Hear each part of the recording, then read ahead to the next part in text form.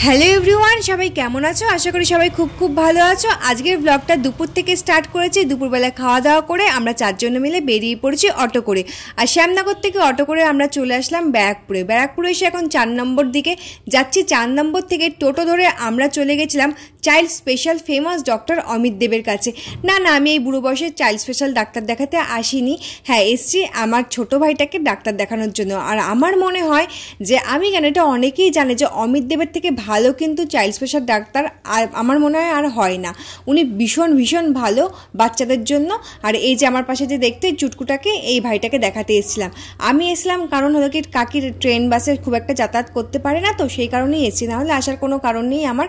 তারপর ডক্টর দেখিয়ে আসার পরে আমরা চলে গেলাম ব্যারাকপুরে বাজার কলকাতায়। আর বাজার কলকাতায় এসে আমি এটা সেটা সমস্ত কিছু দেখছিলাম মোটামুটি, কিন্তু আমার যেন তো কিছুই ভালো লাগছিল না। দেখো কেমন টাইপের জামা কাপড় ঝুলানো ছিল। আমার মনে হচ্ছে এর থেকে মনে হয় আমার আলমারিতে বেশি ভালো জামা কাপড় রয়েছে। যাই হোক, এইসব বলার কোনো কারণ নেই, কিন্তু আমার না সত্যি বলতে কিছুই পছন্দ হচ্ছিল না। আর কয়েকটা হাতে কোনো একটা দুটো একটু ভালো লাগছিল। এই ভাইয়ের এই ডেনিম শার্টটা যেমন ভালো লেগেছিল, ও তারপর এটা একটু পরে দেখছিল কি ঠিকঠাক হচ্ছিল নাকি। আর এই পুচকু ভাইটা দেখো এসে ক্যামেরার সামনে দুষ্টুমি করছিল। যাই হোক, আমার তো কিছুই সেরকম পছন্দ হয়নি, তবে ও একটা টি শার্ট নিয়েছিল, এই শার্টটা এই ডেনিম শার্টটা নেয়নি, অন্য একটা টি শার্ট নিয়েছিল। চিত্রশিল্পী মনের মধ্যে দিয়ে প্রতিবাদের ভাষা, যে প্রতিবাদের ভাষা আজকে এখানে মুখরিত হচ্ছে, সেটা আপনাদের মধ্যে ফুটিয়ে তুলেছেন।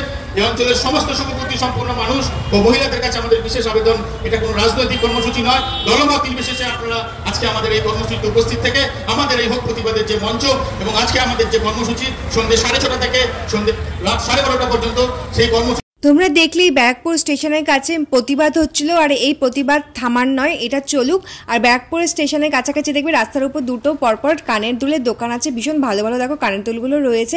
তারপর আমরা চলে এসেছিলাম দাদা বৌদিতে। ব্যারাকপুর মানেই দাদা বৌদি। এটা নিয়ে নেক্সট ভিডিওতে দেখা হচ্ছে। টাটা।